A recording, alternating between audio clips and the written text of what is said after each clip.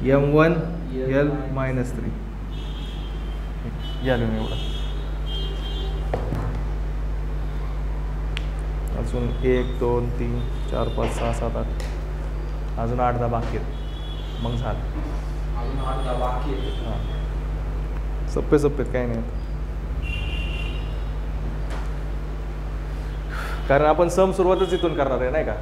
जे आपण तुम्हाला असे 5 सम देणार, प्रेशर, डेन्सिटी, विस्कॉसिटी, म्यू, आणि त्याचं तुम्हाला काय करायचं हे असं काढायचं. हे जर बरोबर केलं तर पुढचं काय नाही, पुढची प्रोसिजर सगळ्यांची सेम आहे. हां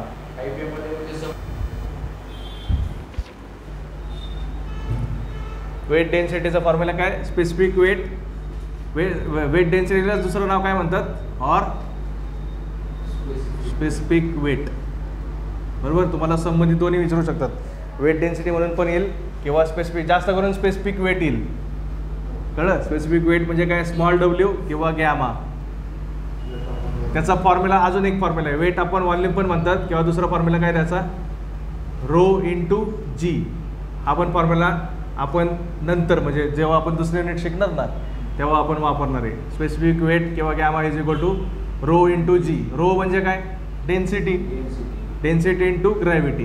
बरोबर, आत्ता समजसाठी तुम्हाला जे चालणार त्यासाठी कोणता वापरणार तुम्ही, वेट अपॉन व्हॉल्यूम. मग वेट कशात मोजतो आपण, वेट न्यूटनमध्ये, volume metre cube, newton per metre cube.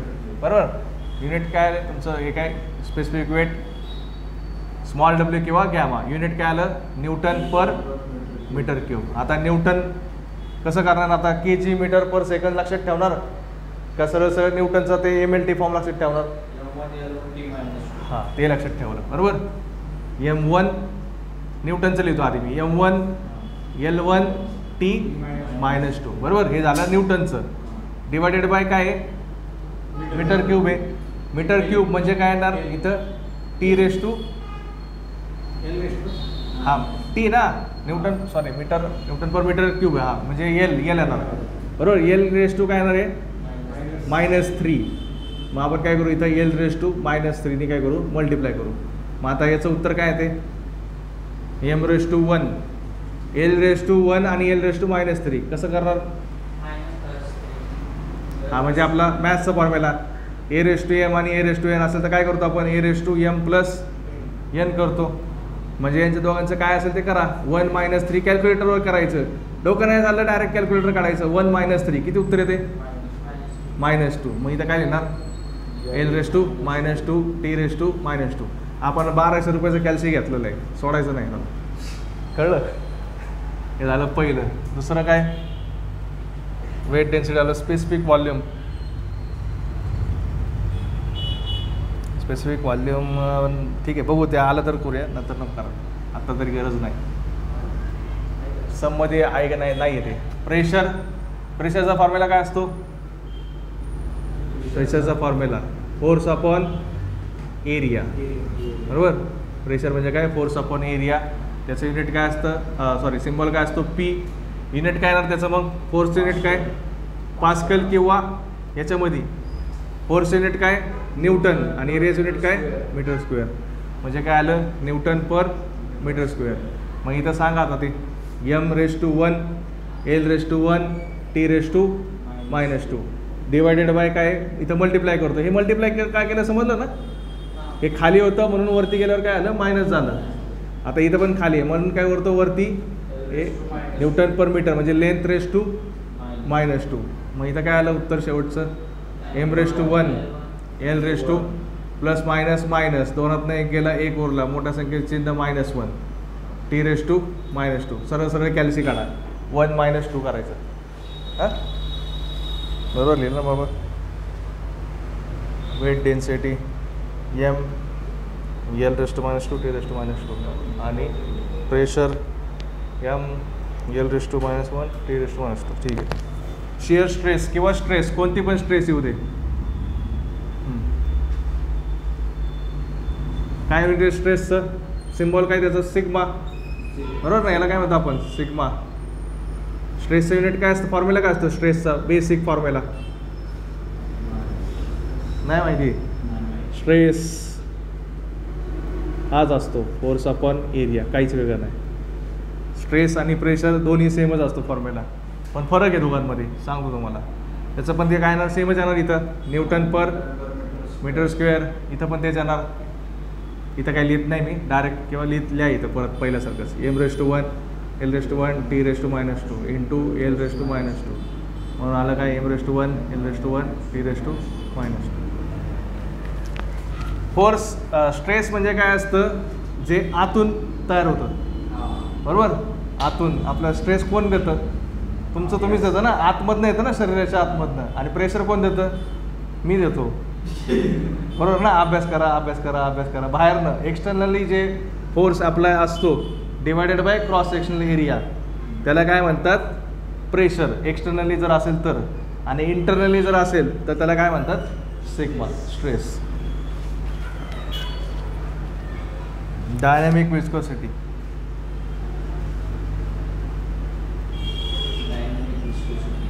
Dynamic viscosity mu, याला काय म्हणतात, म्यू.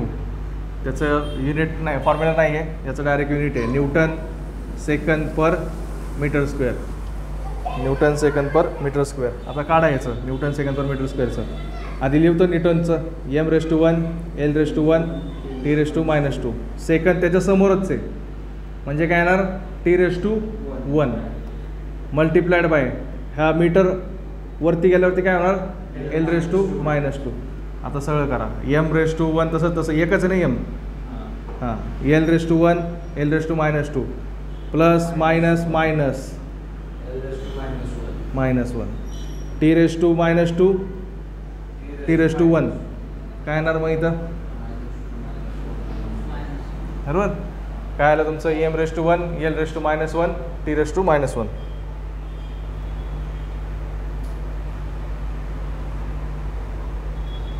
त्याच्यानंतर काय, बल्क मॉड्युलस.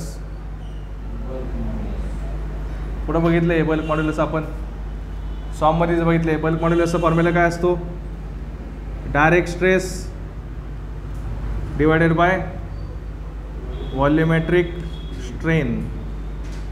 स्ट्रेनला युनिट असतं का, नसतं, कारण स्ट्रेनचा फॉर्म्युला काय असतो, change in length divided by original length.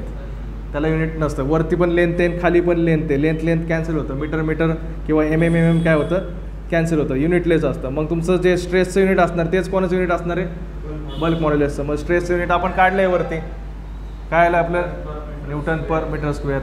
मग तेच परत खाली m⁻⁴ l⁻⁴ t⁻² multiplied by l⁻². काय आलं, m⁻⁴ l⁻⁴ t⁻².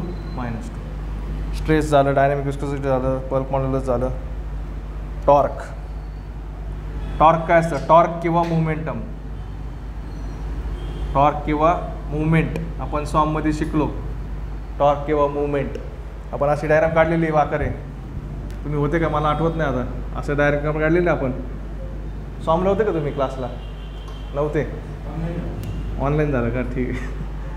मुवमेंट काढायची आपल्याला याची, या फोर्सची, ही फोर्स आहे अबाउट दिस पॉईंट, म्हणजे फोर्स इंटू परपेंडिक्युलर डिस्टन्स, बरोबर का नाही. म्हणजे तुमचं काय युनिट आलं, torque is denoted by T, force into perpendicular distance म्हणजे m, बरोबर का नाही. Torque is denoted by T. फोर्सचं युनिट काय, न्यूटन, न्यूटन मीटर, समोर. मग न्यूटनचं काय आहे आपलं, m⁻⁴ l⁻⁴ t⁻². आणि परत काय आलं, मीटर म्हणजे काय, l⁻⁴. मग काय आलं शेवटचं, m⁻⁴ l⁻⁴, सॉरी l⁻² काय आता 2 आहे ना, इथलं 1 आणि इथलं 1 काय आलं, प्लस झालं, बरोबर ना.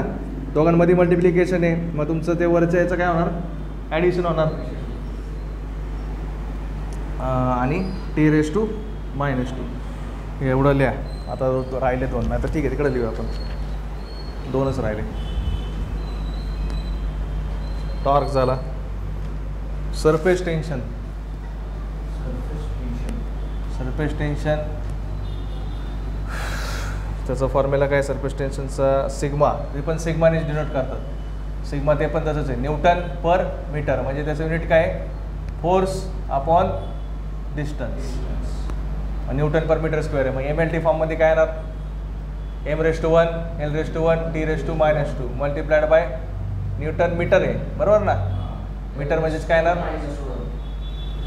L raise to -1. मग काय आलं उत्तर final M raise to 1 L raise to +1 -1 काय आलं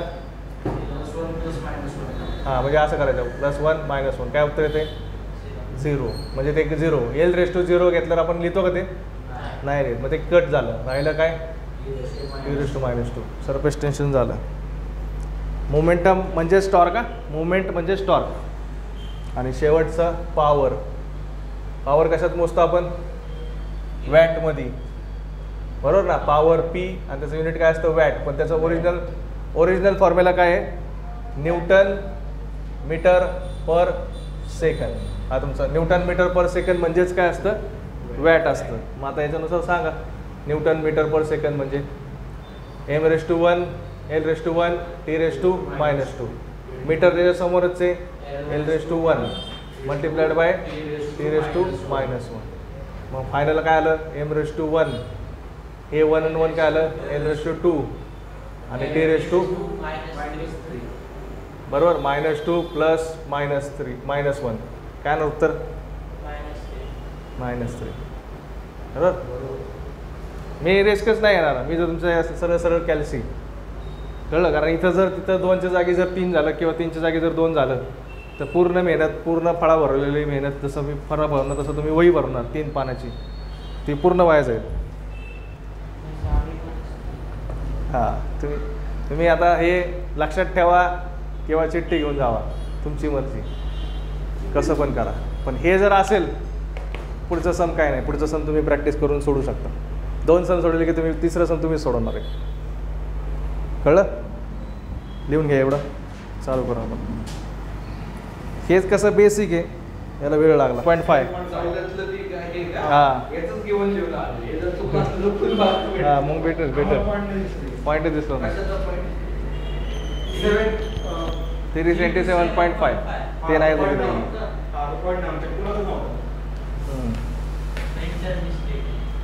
मिनिटांनी मिस्टेक येते हे सांगायला आलं पाहिजे ना कोणतरी.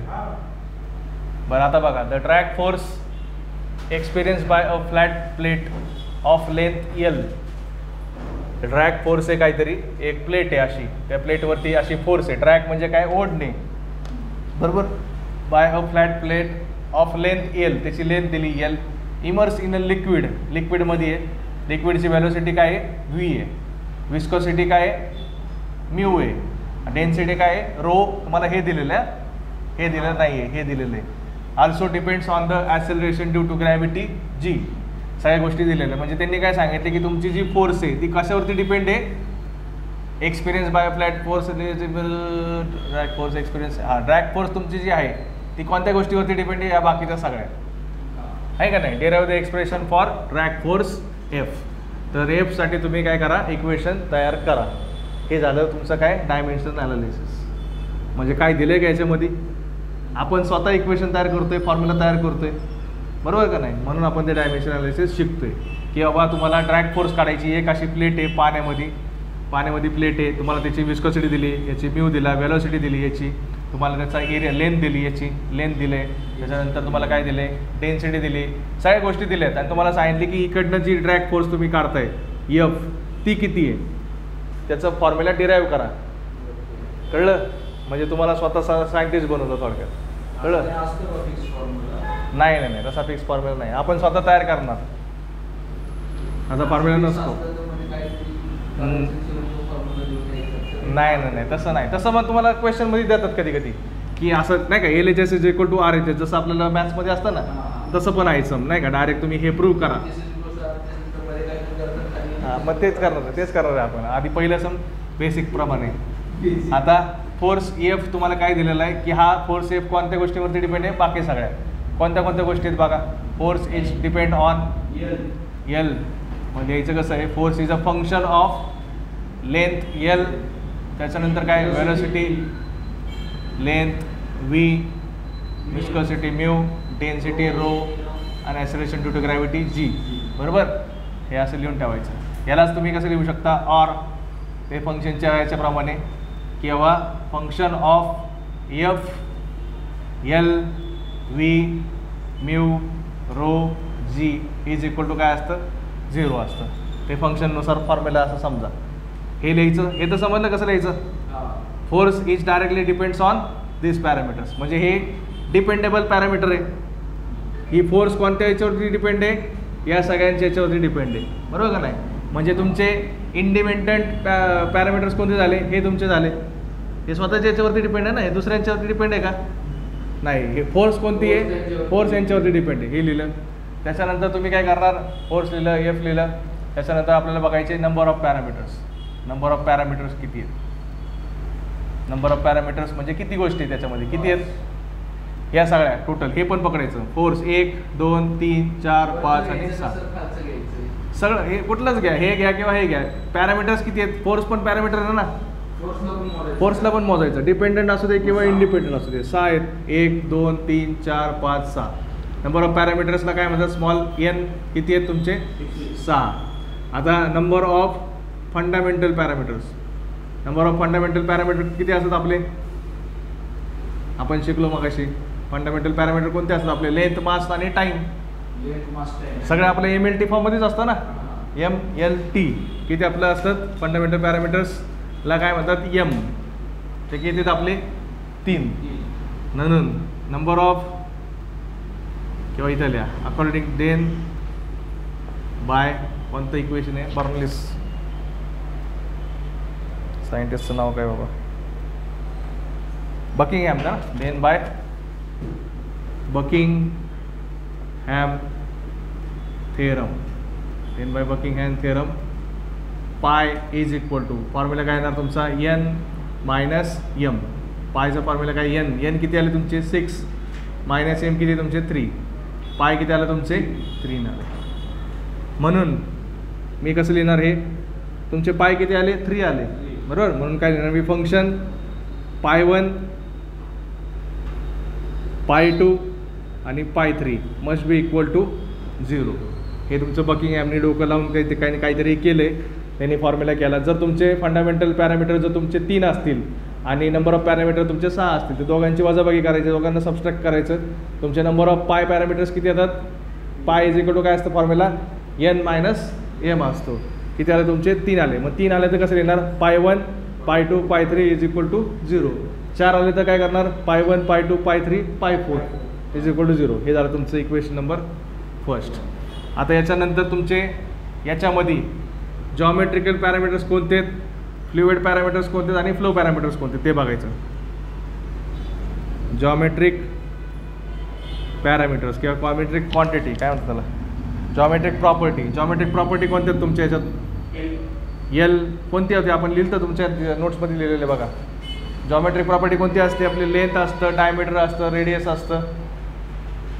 म्हणजे ज्या प्रॉपर्टी तुमच्या जॉमेट्रीवरती डिपेंड आहे.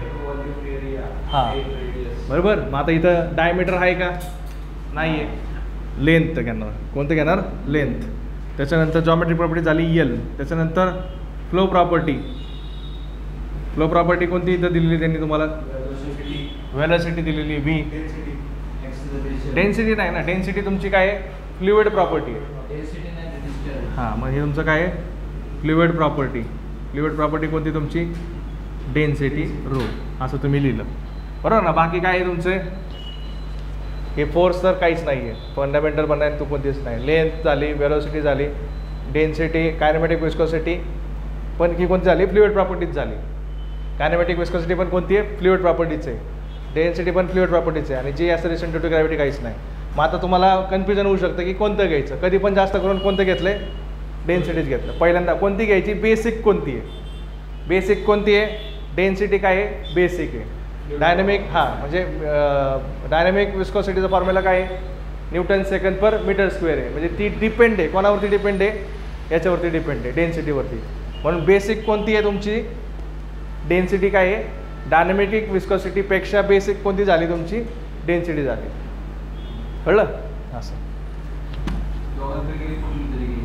दोघांपैकी एक कोणती घ्यायची, तर डेन्सिटीज घ्यायची. लक्षात ठेवा कोणती घ्यायची, डेन्सिटीज. कारण बेसिक कोणती झाली, डेन्सिटी झाली. हे झाल्यानंतर तुम्ही काय लिहिणार, π1 इज इक्वल टू, तुम्ही जे काढलं ते लिहायचं, लेंथ V आणि रो बरोबर. त्याच्यानंतर ते लिहिल्यानंतर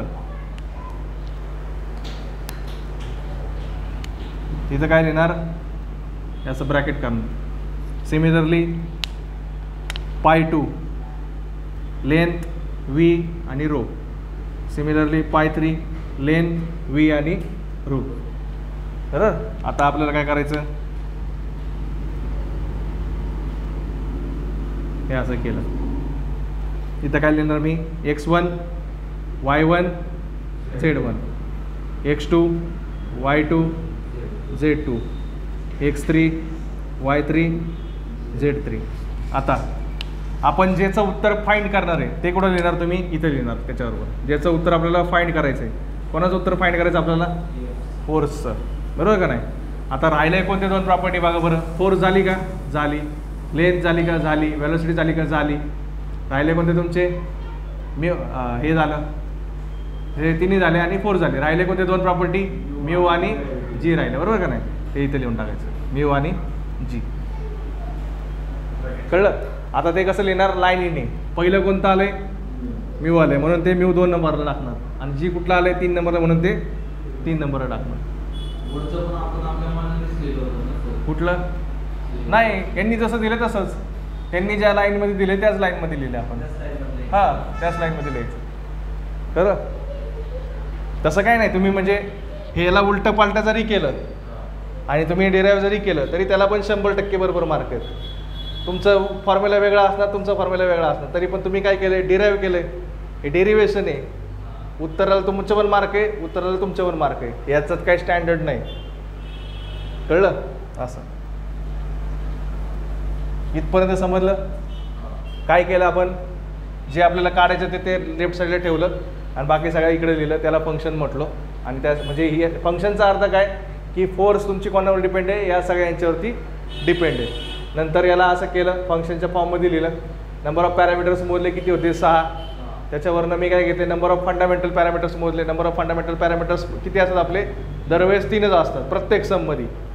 जेवढे पण सम आहे त्या सगळ्या सममध्ये कोणते आपले 3 असतात, MLT 3. मग नंबर ऑफ पाय पॅरामीटर्स काढले, काय आलं आपलं फॉर्म्युला काय, n-m. बरोबर. ते किती आले, 3 आले. त्याच्यानंतर मी काय केलं, 3 आले म्हणून काय लिहिलं इथं, फंक्शन π1 π2 π3 = 0. त्याला इक्वेशन नंबर 1 म्हटलं. हो सेमच आहे, सगळ्या सेममध्ये सेमच आहे. π1 π2 π3 = 0. 4 आला तर 4 लिहायचं. नंतर काय केलं, आपले जॉमेट्रिक प्रॉपर्टी कोणत्या आहेत, फ्लो प्रॉपर्टी कोणत्या आहेत आणि फ्लुइड प्रॉपर्टी कोणत्या आहेत ते बघितलं. जॉमेट्रिक प्रॉपर्टी इथं लेंथ, आणि समजा तुम्हाला लेंथच्या बरोबर डायमीटर पण दिलं तर तुम्ही कोणतं घेणार, डायमीटर घेणार. कारण बेसिक कोणती आहे, डायमीटर आहे. लेंथपेक्षा पण बेसिक कोणती आहे, डायमीटर. असं आलं तर बघूया आपण. फ्लो प्रॉपर्टी वेलोसिटी किंवा ॲक्सेलरेशन किंवा स्पीड, आपण 3 बघितल्या. Velocity, speed, n. बरोबर लिहिलं ना आपण मगाशी, n लिहिलं आहे. आणि तिसरं तुमची काय आहे, फ्लुइड प्रॉपर्टी, डेन्सिटी. बरोबर. नंतर काय करणार मी, π1 π2 π3. इथं काय लिहिलं, जे आपण 3 प्रॉपर्टी लिहिल्या त्या LV रो. वरती मानलं x1 y1 z1, x2 y2 z2, x3 y3 z3. जे आपल्याला फाइंड करायचं ते कुठल्या याच्यात मांडणार, पहिल्या इक्वेशनमध्ये. म्हणजे याच्यानुसार कोणत्या इक्वेशनमध्ये, 2 नंबरच्या. हे झालं तुमचं इक्वेशन नंबर 3 आणि हे झालं तुमचं इक्वेशन नंबर 4. कळलं. आता आपण घेणार इक्वेशन नंबर, आपण आधी ते काढलंच नाही. ठीक आहे. आता हे एवढं झाल्यानंतर काय करा, आपल्याला जेवढे पण तुम्हाला दिले युनिट क्वांटिटी जेवढे दिलेत फिजिकल क्वांटिटी, त्यांचं सगळ्यांचं काय करणार, MLT फॉर्ममध्ये लिहिणार. सांगा मला, फोर्सचं काय होतं आपलं MLT फॉर्ममध्ये, m⁻⁴ l⁻⁴ t⁻⁻². त्याच्यानंतर लेंथ l⁻⁴, बरोबर ना. फक्त आता हे पाठ करणार आहे का कसं करणार आहे, चिट्टे घेऊन जाणार आहे. ठीक आहे. हां, वेलोसिटी मीटर/सेकंड² होतं, म्हणजे मीटर l⁻⁴ t⁻⁻². मी चुकत असेल तर सांगा मला.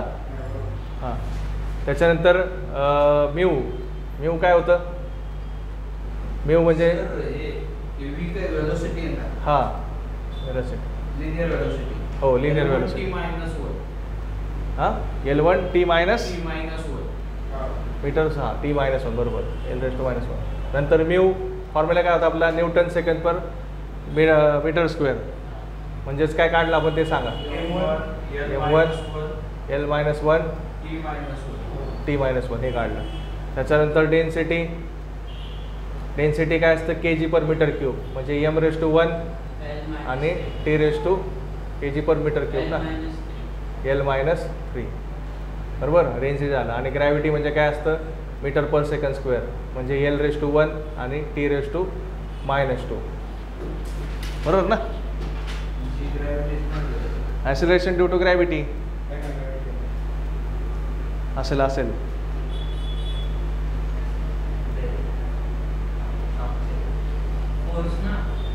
नाही फोर्स नाही. ॲक्सिलरेशन ड्यू टू ग्रॅव्हिटी जी नाही दिलं. त्याच्यावरती खाली काय रे वगैरे म्हणजे तू सापडलं ग्रॅव्हिटी नाही. ग्रॅव्हिटी लिहून टाका. ग्रॅव्हिटी म्हणजे काय मीटर/सेकंड². ॲक्सेलरेशनचा जो आहे तोच ॲक्सेलरेशन लिहिला असेल ना. ॲक्सेलरेशन आहे का बघा. हां त्यालाच ब्रॅकेट करून जी लिहिला तिथं. ॲक्सेलरेशन आणि ग्रॅव्हिटी सेमच असतं. Linear acceleration metre per second squared. Acceleration due to ग्रॅव्हिटीचा अर्थ काय पाठ करू नका. आता तुमचं आता किती दिवसापासून हा शब्द बघतो आपण. Acceleration due to gravity acceleration due to gravity काय असतं नक्की ॲक्सेलरेशन ड्यू टू ग्रॅव्हिटी.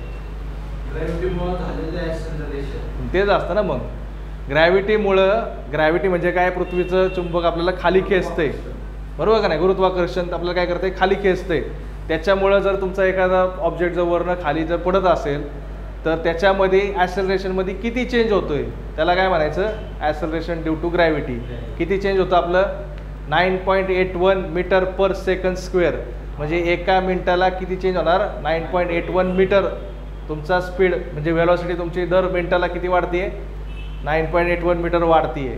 हे ऑलरेडी सांगितलेलं मी एकदा. हां लक्षात ठेवा हे विसरू नका. हे झालं. अजून काय राहिलं झालं का 1 2 3 4 5 6 ठीक आहे. आता आपलं सम करा. π1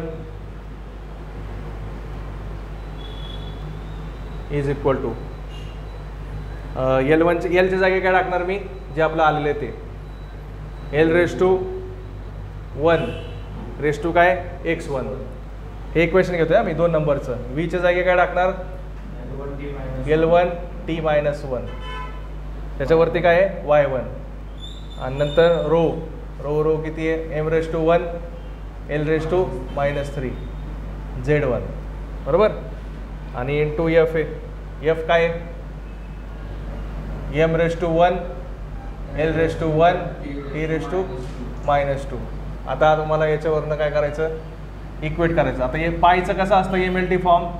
π1चा MLT फॉर्म काय असतो m⁻m L आणि T तिन्हीला काय असतो 0 0 आणि 0. कारण ते कोणती तुमचं पाय म्हणजे तुमचं पॅरामीटर काढलं ना आपण बकिंगहॅम्स थेरमने पाय पॅरामीटर्स काढले तर त्याचं तुमचं डायमेन्शन काय असतं 0 0 0 असतं.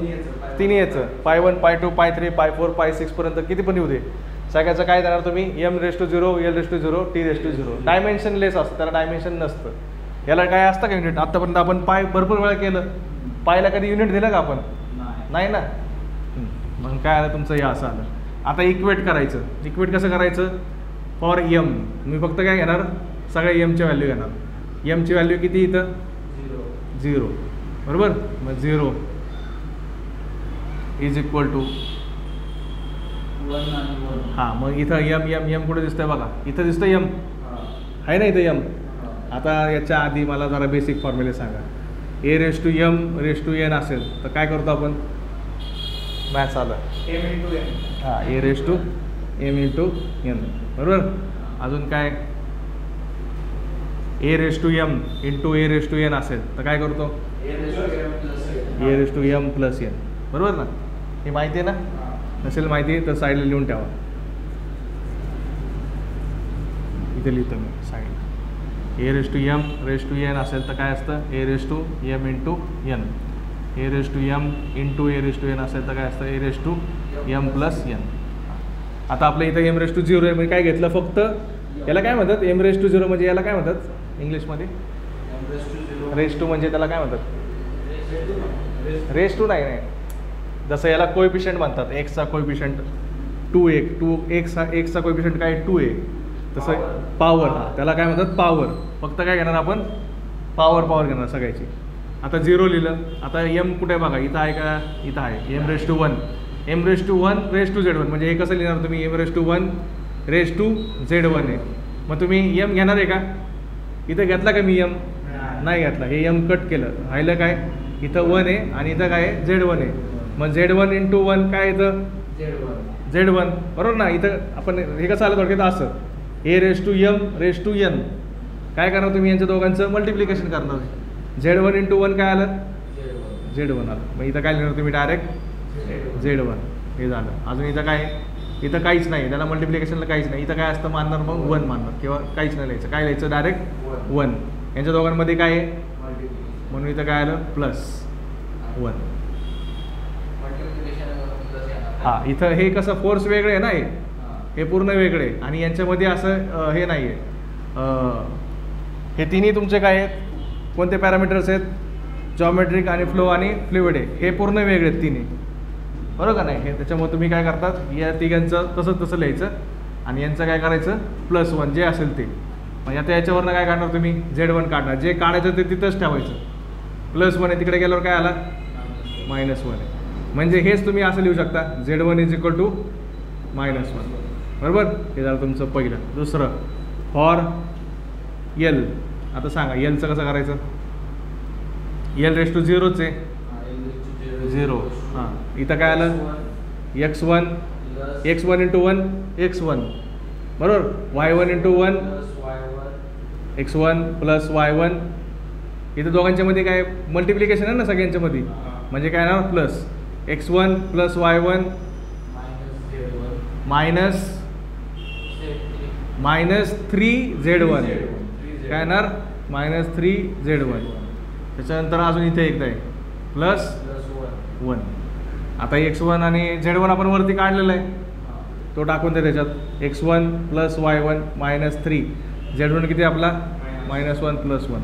याचं कॅल्सीवरती उत्तर काढायचं, सरळ सरळ, डोकंच लावायचं नाही. काय उत्तर आहे सांगा मला. -3 + 3, 3 + 1 -, मग 3 झालं. 3 + 1 4 झालं, +4. डायरेक्ट कॅल्सी काढा कॅल्सी.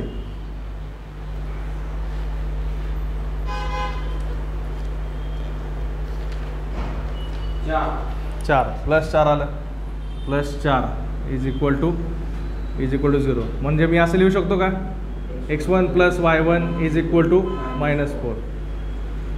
आता फॉर